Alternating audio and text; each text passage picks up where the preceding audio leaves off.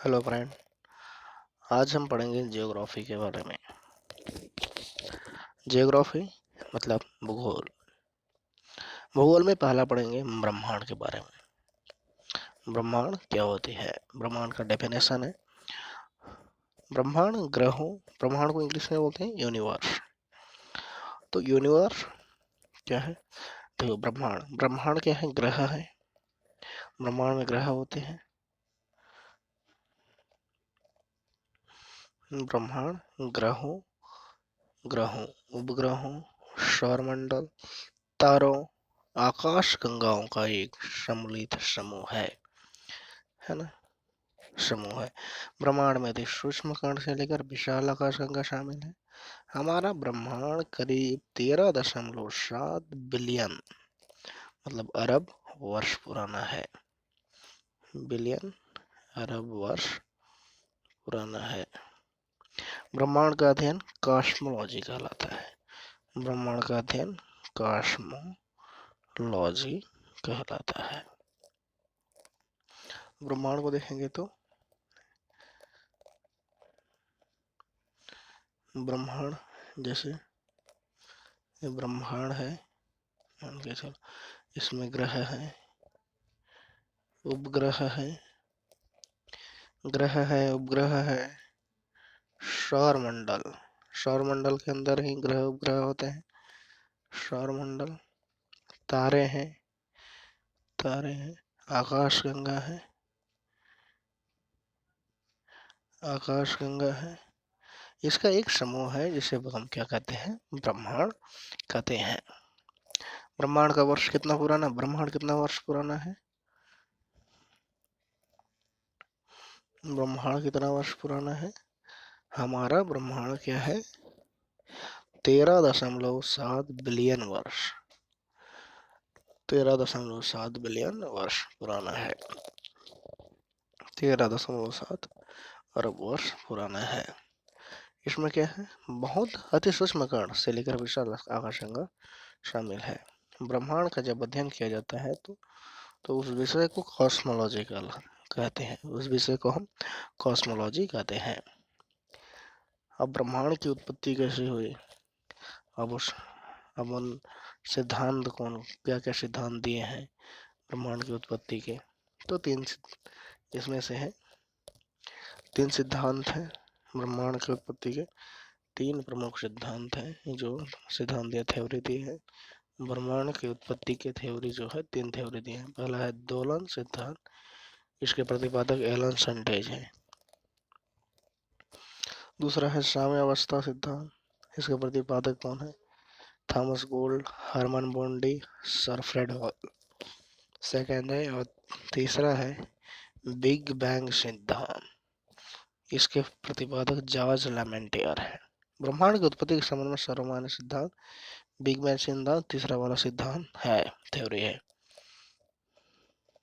इसे विस्तारित ब्रह्मांड परिकल्पना भी कहा जाता है। किसे विस्तारित ब्रह्मांड परिकल्पना कहा जाता है? बिग बैंग सिद्धांत, बिग बैंग थ्योरी को। एडविन हबल ने वर्ष 1929 में डॉपलर प्रभाव सिद्धांत का प्रयोग कर बताया कि ब्रह्मांड का निरंतर प्रसार हो रहा है। ब्रह्मांड का निरंतर प्रसार हो रहा है। किसने कहा? 1929 में हब्बल ने। किसका सिद्धांत देखो? डॉपलर प्रभाव सिद्धांत का उपयोग कर बताया। इस बात की पुष्टि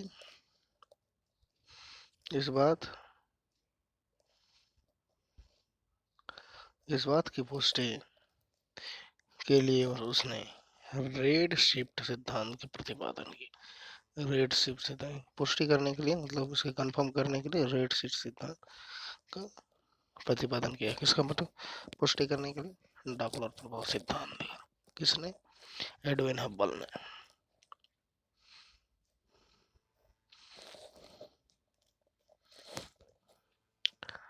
अब तो ब्रह्मांड हो गया। अब देखते हैं खगोलीय पिंड। खगोलीय पिंड क्या होते हैं? खगोलीय पिंड है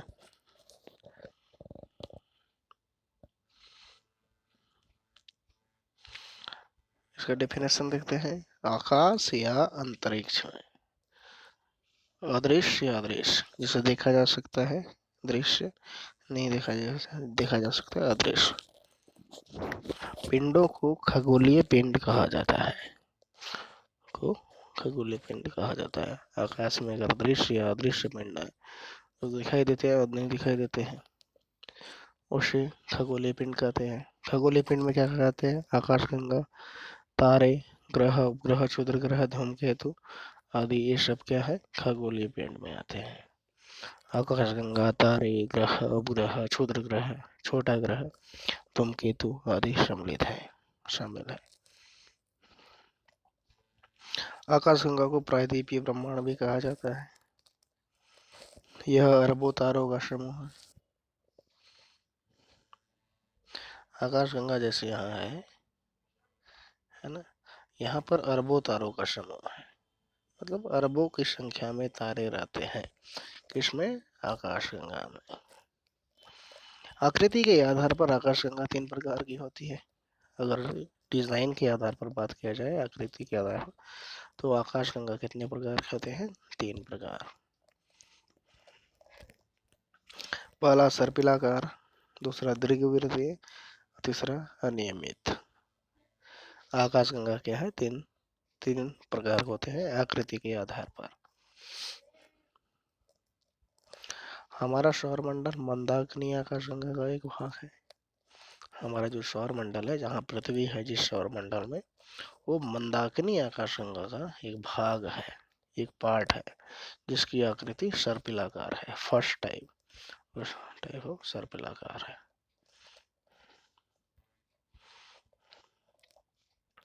तारों के किसी आकृतिनुमा समूह को तारामंडल कहते हैं। देखो, तारों की आकृतिनुमा समूह, जैसे हम हल टाइप का हम आकृति देखते हैं आकाश में, इस टाइप का बना हुआ समूह रहता है, तारों का समूह रहता है, इसको हम तारामंडल कहते हैं। जैसे तारामंडल में सप्तऋषि है, ओरियन है, ध्रुव तारा, हरकुलिस आदि जो है तारामंडल का उदाहरण है। ये क्या है? तारामंडल है। तारामंडल क्या है? तारों का एक समूह है, आकृतिनुमा। जैसे हल तारा कहते हैं, हल तारामंडल है। जैसे नॉर्मल भाषा में ऊपर देखते हैं, हल की आकृति में बना हुआ रहता है। हाइड्रा सबसे छोटा है और सेंटरोस सबसे बड़ा तारामंडल है।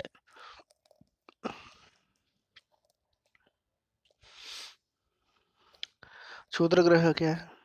अब क्षुद्र ग्रह देखते हैं। क्षुद्र ग्रह किसे कहते हैं? है ना, सूक्ष्म आकाशीय पिंड है, मतलब सूक्ष्म, बहुत छोटा आकाशीय पिंड है। आकाशीय पिंड है जो मंगल और बृहस्पति ग्रह के बीच पाए जाते हैं। हमारे सौर मंडल में मंगल और बृहस्पति ग्रह के बीच में कौन सा पाए जाते हैं? सूक्ष्म आकाशीय पिंड क्षुद्र ग्रह पाए जाते हैं। सिर्फ सौर मंडल में है ना। सौर मंडल में अगर जैसे यहाँ सूर्य है, यहाँ बहुत सारे ग्रह हैं, 8 ग्रह हैं, जिसमें से अगर मंगल बात किया जाए, मंगल और ये बृहस्पति है ना, तो इसके बीच में क्या है? छोटे छोटे क्या है? क्षुद्र ग्रह पाए जाते हैं, जो आकाशीय पिंड है। ये क्षुद्र ग्रह इन ग्रहों के साथ सूर्य की परिक्रमा करते हैं। क्षुद्र ग्रह क्या करते हैं? इन ग्रहों के साथ, जैसे मंगल और बृहस्पति के ग्रहों की परिक्रमा करते हैं, करते हुए ये सूर्य की भी परिक्रमा करते हैं। सरेश नामक बौना ग्रह क्षुद्र ग्रह बेल्ट में पाया जाता है। जो सरेश नामक जो बौना ग्रह है, क्षुद्र ग्रह की बेल्ट में पाया जाता है। ये के वेस्टा क्षुद्र ग्रह बिना दूरबीन के दिखाई पड़ता है। वेस्टा जो क्षुद्र ग्रह बिना दूरबीन के भी दिखाई देता है। अब उल्का आते हैं। उल्का किसे कहते हैं? उल्का वे आकाशीय पिंड है जो रात्रि में गिरते हुए चमकीले दिखाई पड़ते हैं। हम जिसे टूटता हुआ तारा कहते हैं, है ना, गिरते हुए दिखाई देते हैं। कभी कभी हम देखते हैं टूटता हुआ तारा कहते हैं, वे आखिर उल्का होते हैं। उल्का पिंड जिसे कहते हैं, आकाशीय पिंड है। उल्का क्या है? आकाशीय पिंड है जो रात्रि में गिरते हुए चमकीले दिखाई पड़ते हैं।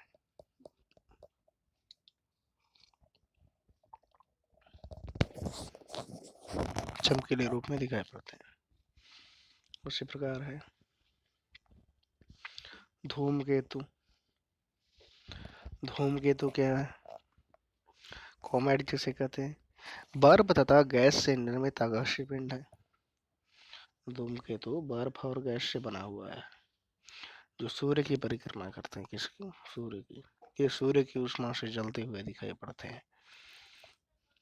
सूर्य की हीट से जलते हुए दिखाई पड़ते हैं। सामान्यतः धूमकेतु प्रत्येक 76 वर्ष बाद दिखाई पड़ते हैं। अंतिम बार हेल-बॉब धूमकेतु वर्ष 1947 में देखा गया। पहली बार धूमकेतु को खुली आंखों से 1996 में देखा गया। अगली बार ये 2062 में दिखाई देगा। धूमकेतु की पूछ सूर्य के विपरीत दिशा में होती है।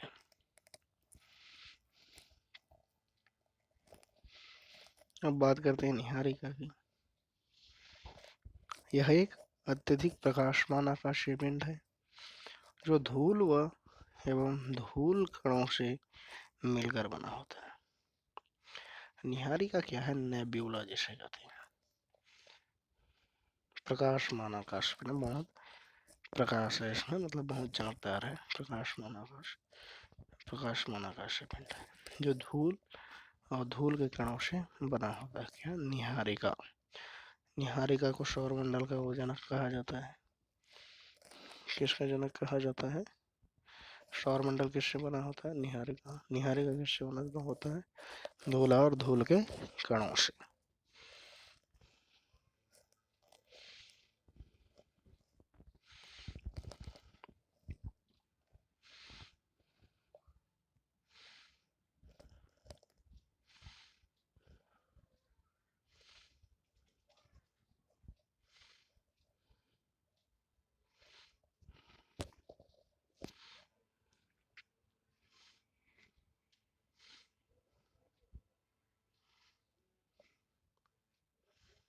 उसके बाद देखते हैं हम सौरमंडल।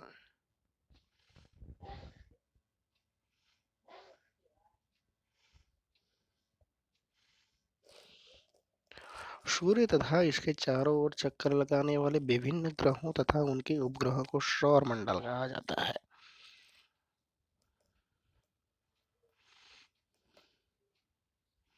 सौरमंडल है ना।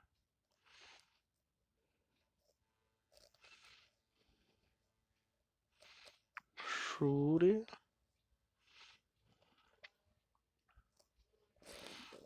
तथा उनके साथ चक्कर लगाने वाले विभिन्न ग्रहों को, ये पूरा क्या है? सौरमंडल है।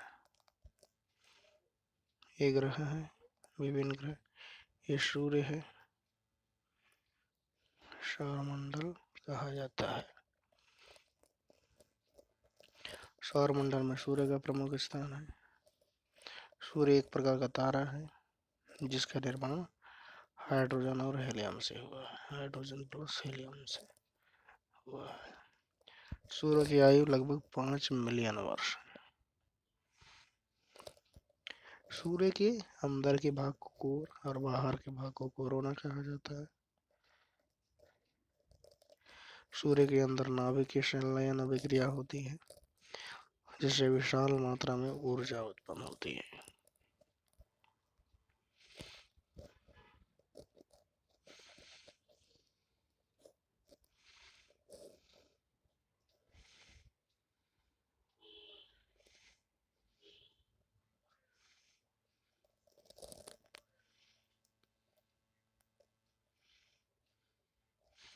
ऊर्जा उत्पन्न होती है।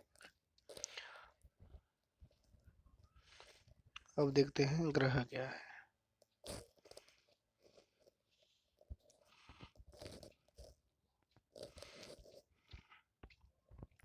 वर्तमान में सौरमंडल में 8 ग्रह हैं। सूर्य है, चारों ओर चक्कर लगाने वाले 1 2 3 4 8 ग्रह हैं। ये सूर्य की परिक्रमा दीर्घवृत्तीय पथ पथ करते हैं जिसमें 2 केंद्र बिंदु होते हैं।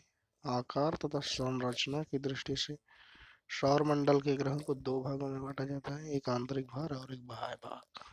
तो आकार के अनुसार ग्रहों का घटता क्रम है।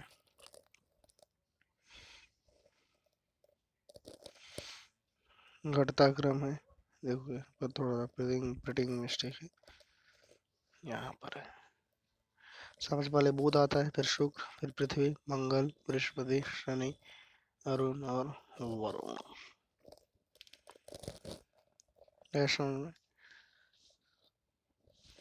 धन्यवाद।